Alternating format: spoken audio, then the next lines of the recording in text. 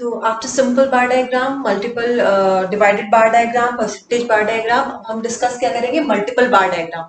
तो multiple bar diagram कब draw किया जाता है, जबकि दो या दो से ज्यादा वेरिएबल्स, रिलेटेड वेरिएबल्स हमें ड्रॉ करने हैं, तो हम मल्टीपल बार डायग्राम ड्रॉ करते हैं। जैसे कि एक न्यूमेरिकल दिया गया है, months, RBC count, haemoglobin percentage and PCV. ये एक कोई पर्सन, हमने डेटा कलेक्ट करा है किसी पर्सन का, RBC count, haemoglobin percentage and PCV values हमने कैलकुलेट की हैं। इसको हमें डायग्राम में किस तरीके से ड्रॉ करना है वो हम देखते हैं।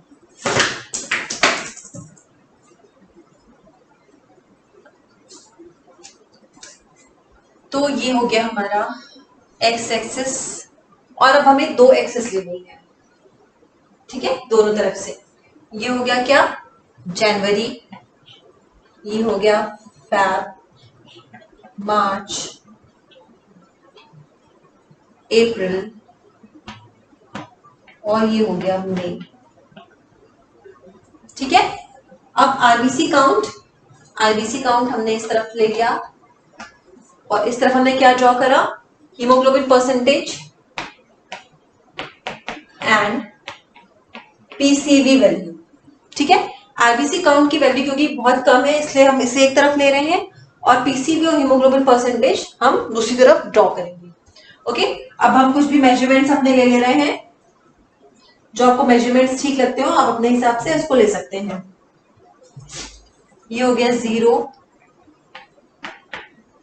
0.5, this is 1, this is 1.5, 2.0 and 2.5, ठीक है। उसके बाद इस तरफ क्या है, haemoglobin percentage and PCV value, this is 0, 5, 10, 15 and 20, 25 and 30, ठीक है। तो इस तरीके से हमने दोनों, अब इसमें हमने क्या किया है, दो तरफ हमने वाई एक्सेस ली है, और ये हमारी क्या होगी, एक्स एक्सेस होगी, ठीक है। अब मंथ जनवरी के लिए जितनी हमें वैल्यूज दी गई है उसको हमें इस तरीके से ड्रॉ करना है। तो पहले हम क्या देखेंगे, आरबीसी काउंट क्या दिया गया है for the month of January, that is 2.01। तो आरबीसी काउंट हमने इस तरफ लिया है जनवरी के लिए 2.01, तो ये हो गया हमारा क्या, 2.01, ठीक है। अब जनवरी के लिए ही हीमोग्लोबिन परसेंटेज क्या है, 8.5, तो हीमोग्लोबिन परसेंटेज किस तरफ है, इस तरफ है, 8.5 यहां पर आएगा वैल्यू इसका, तो ये हो गया हमारा क्या, 8.5, ओके। पीसीवी परसेंटेज क्या है, 14.1 for the month of January, तो 14.1 यहां आएगा, और ये हमारा हो गया 14.1, 14.1, ठीक है। तो ये जनवरी के लिए आरबीसी काउंट, ये क्या है, हीमोग्लोबिन परसेंटेज, एंड ये क्या है, पीसीवी काउंट, ठीक है। तो तीनों वैल्यूज हमारी जनवरी के लिए हमने कैलकुलेट करनी है। इसी तरीके से फैब के लिए कैलकुलेट करेंगे, तो फैब में हमारी वैल्यू क्या है, 2.01, तो 2.01 ऑलरेडी हमारे पास है, एक ये 2.01। इसके बाद हीमोग्लोबिन परसेंटेज क्या है, 8.6, तो 8.6 हम यहां से देखेंगे, 8.6, तो ये हो गया हमारा 8.6, और पीसीवी परसेंटेज क्या है, 14.1, तो पीसीवी परसेंटेज हमने इधर ये 14.1, दिस इज 14.1। इसी तरीके से अब हम मार्च के लिए कैलकुलेट करेंगे।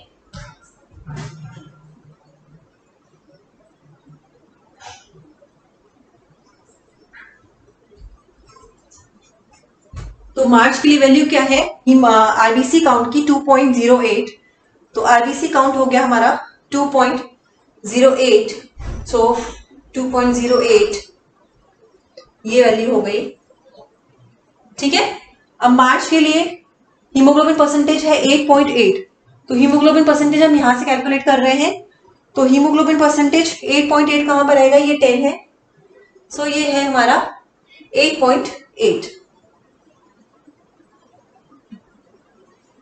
इसके बाद पीसीवी वैल्यू क्या है, 14.1, so PCV value is 14.1 for the month of March, okay, अप्रैल में देखेंगे हम, अप्रैल में आरबीसी काउंट इज 2.12, तो ये 2 हो गया, और ये क्या था हमारा, वैल्यू कौन सी थी, 2.8, 2.12, तो 2.12 इस तरीके से। इसके बाद 9.1 है हीमोग्लोबिन परसेंटेज, तो 9.1 ये हो गया हमारा क्या, 9.1 haemoglobin percentage. And PCV value है 14.4, सो पीसीवी वैल्यू इज 14.4।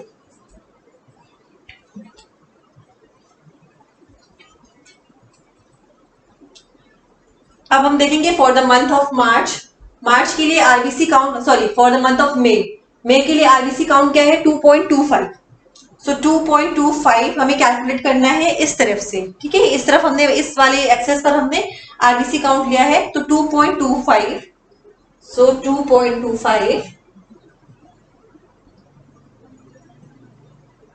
क्लियर। उसके बाद हीमोग्लोबिन परसेंटेज क्या है, 11.7, तो हीमोग्लोबिन परसेंटेज इस तरफ है 11.7, 11.7, एंड पीसीवी वैल्यू क्या है 16.6, सो पीसीवी वैल्यू क्या है 16.6। तो यहां पर हमारे पास 3 वेरिएबल्स थे, RBC value, haemoglobin percentage and PCV percentage. तो आरबीसी हमने एक एक्सिस पर ले लिया और दूसरे एक्सिस पर हमने लिया haemoglobin percentage and PCV percentage, और एक्स एक्सिस पर हमारा आए जो भी हमें मंथ्स दिए गए हैं वो हमने एक्स एक्सिस पर काउंट करे।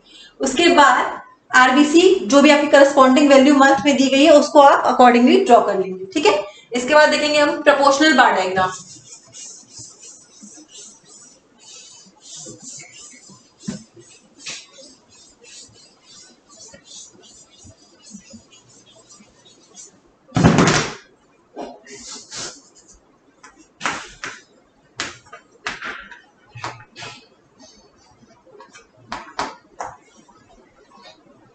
ओके,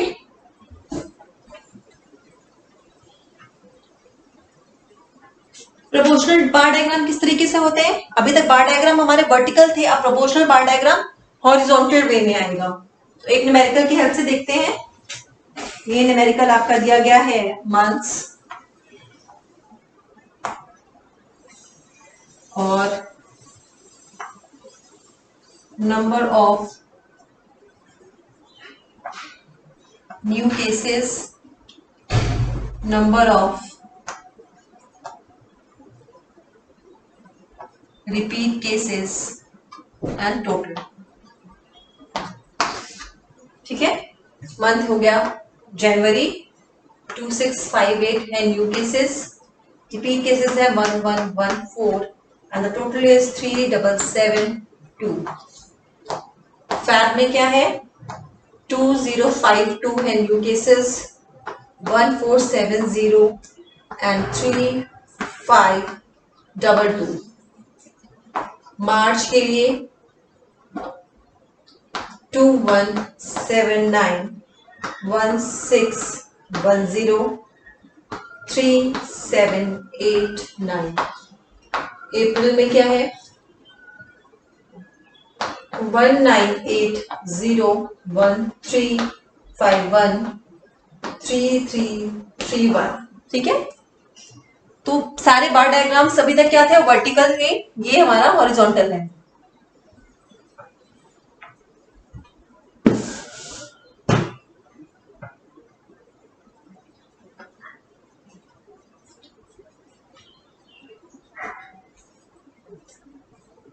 तो अभी तक एक्स एक्सिस पर हम मंथ्स लेते थे, अब हमें वाई एक्सिस पर हम मंथ्स लेंगे और वेरिएबल्स हमारे एक्स एक्सिस पर आएंगे, ठीक है। तो हमने क्या क्या हो गया, जनवरी है, फरवरी है, मार्च, अप्रैल, ठीक है, 4 मंथ्स है, हमने 4 ले लिए मंथ्स यहाँ पे,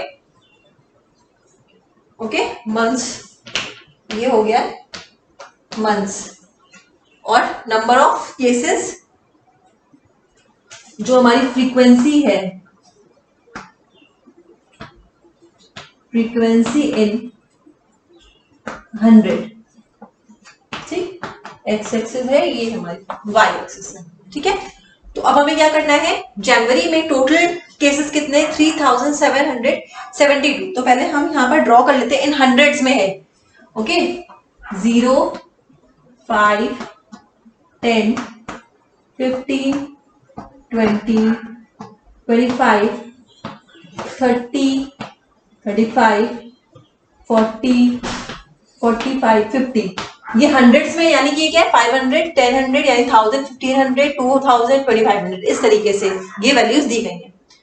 तो मंथ ऑफ जनवरी में 3722, तो 3700 ये क्या हो गया 3500, यानी यहां पर आएगा 3700 for the month of January.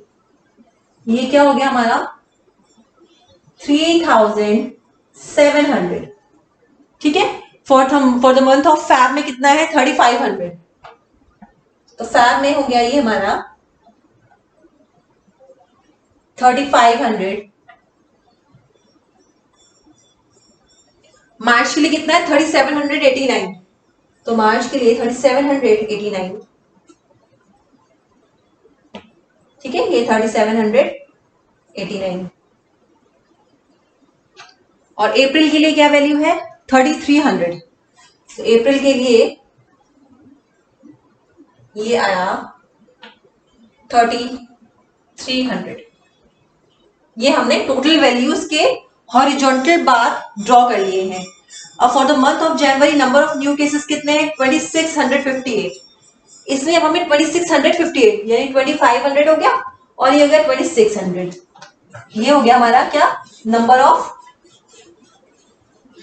New cases और नंबर ऑफ रिपीट के, जो बचा हुआ पोर्शन वो क्या हुआ नंबर ऑफ रिपीट केसेस।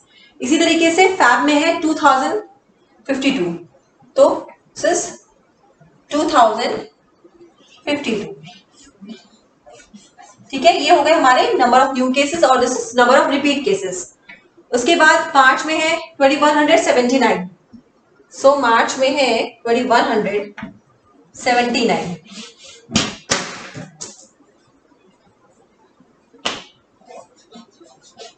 ठीक है, ये हो गया number of new cases, this one is number of repeated cases.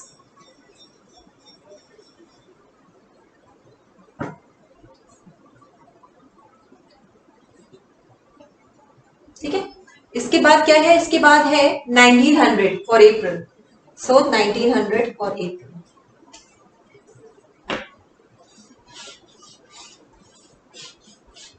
ठीक है, क्लियर है।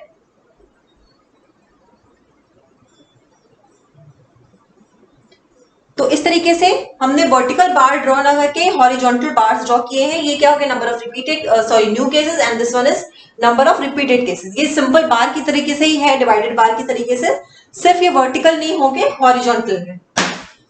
नेक्स्ट देखते हैं पाई चार्ट।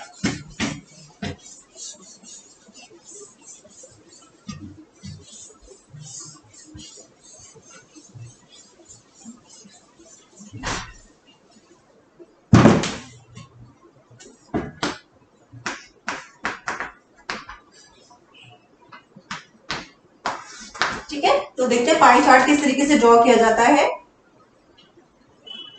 इसमें दिया गया है, क्वेश्चन दिया गया है ब्लड ग्रुप,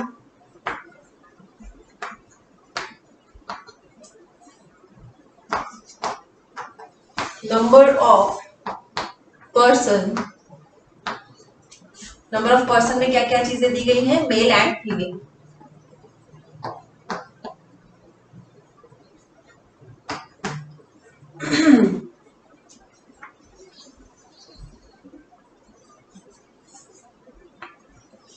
ठीक है, A B O and A B, 4 to 7 5 5 9 5 to 1 122 3 1 7 4 1 2 3 6 7 85, और टोटल वैल्यू दी गई है 1629 एंड 1181, और यहाँ पे टोटल है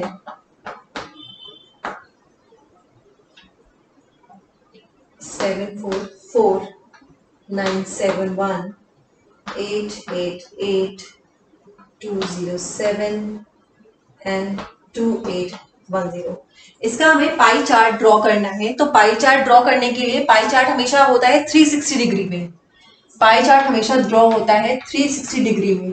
तो आपको 360 डिग्री के लिए एंगल निकालने पड़ेंगे या परसेंटेज निकालना पड़ेगा। ए का एंगल क्या है, बी का एंगल क्या है, सी ओ का क्या है और ए बी का क्या है। तो एंगल किस तरीके से ड्रॉ करते हैं, जो हमारी ये फ्रीक्वेंसी है divided by total frequency multiply by 360 degree. तो वो हमारा क्या आ जाएगा, साइज ऑफ एंगल। एंगल हमें चाहिए है एंगल, और हम परसेंटेज भी चाहें अगर क्वेश्चन में पूछा जाए तो आप निकाल सकते हैं, अदरवाइज कोई जरूरत नहीं है। तो अगर हमें ए के लिए एंगल निकालना है, क्योंकि हमें अलग अलग नहीं पूछा गया है मेल या फीमेल के लिए, हमें टोटल वैल्यू में ए के टोटल एंगल कितना है और बी का कितना एंगल, इस तरीके से हमें कैलकुलेट करना है। तो साइज ऑफ एंगल क्या होता है, class frequency divided by total frequency multiplied by 360 degree. तो क्लास फ्रीक्वेंसी ए के लिए क्या है, 744 divided by 2810 multiply by 360। For B 971 divided by 2810 multiply by 360. For O 888 divided by 2810 multiply by 360 degree. And for AB 207 divided by 2810 multiply by 360 degree. ठीक है, इसको calculate हमने करा तो वैल्यूज क्या आई हमारी, 94.4, 124.2 डिग्री, 113.8 डिग्री, 26.6 डिग्री। इसको यहां पर हम मेंशन कर लेते हैं। तो एंगल आया for a 94.4 degree, for B 124.2 degree, for O 113 and for AB 26.6 degree।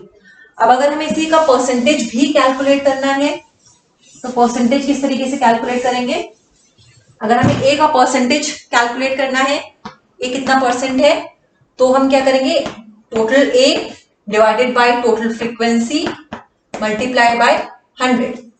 For B divided by total frequency multiply by 100. For O divided by multiply by 100. And for AB this is 207 divided by 2810 multiply by 100। Values क्या आ गई हैं, इसकी values देख लेते हैं। Percentage 26.5, 34.5, 31.6 and 7.4। ठीक है, ये वैल्यूज हमारी परसेंटेज आ गया। क्या क्या आ गया, 26.5%, 34.5%, 31.6% एंड 7.4%। अब इसका पाई चार्ट किस तरीके से ड्रॉ करना है, तो पाई चार्ट मैंने पहले बताया 360 डिग्री के लिए आप पाई चार्ट ड्रॉ करते हैं with the help of compass. ठीक है, ये हो गया हमारा सेंटर। तो ए के लिए वैल्यू एंगल कितना है, 94.4। अगर ये हमारी ये हो गया 90 डिग्री और ये हो गया 94.4। आपको with the help of compass इसको ड्रॉ करना है 94.4 डिग्री। ठीक है, क्लियर है।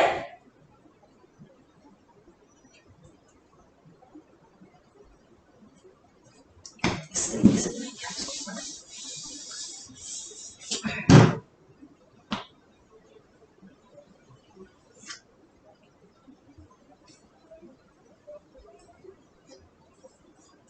सेंटर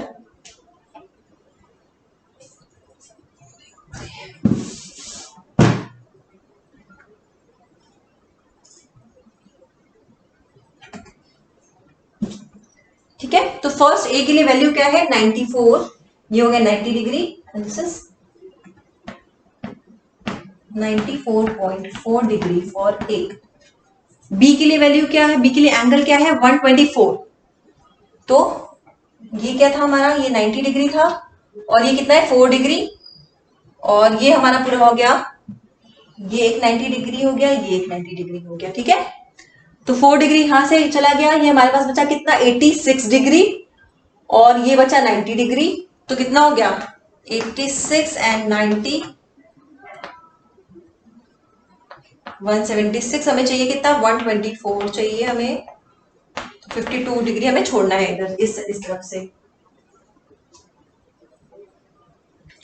ठीक है। ये हो गया हमारा कितना, ये कितना है हमारे पास 86 है, इसका आधा कर लिया अगर हम तो 45, 86 प्लस 45 कितना हो गया 131 डिग्री हो गया, तो अप्रोक्सीमेट 42 और 43 डिग्री दिस। ये क्या हो गया हमारा बी के लिए, ये हो गया बी, वैल्यू हो गई हमारी 124.2 डिग्री। इसके बाद क्या कैलकुलेट करना है ओ 113, ये हमारे पास कितना बचा है 45 46 बचा हुआ है हमारे पास, और 113 और 47 कितना चाहिए हमें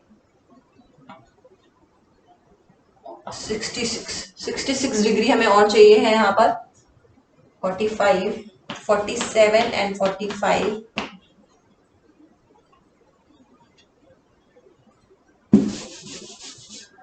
82 डिग्री हो गया 113, ये हो गया हमारा 113 डिग्री 0.8 फॉर ओ, और ये क्या हो गया हमारा 26.6 डिग्री फॉर ए।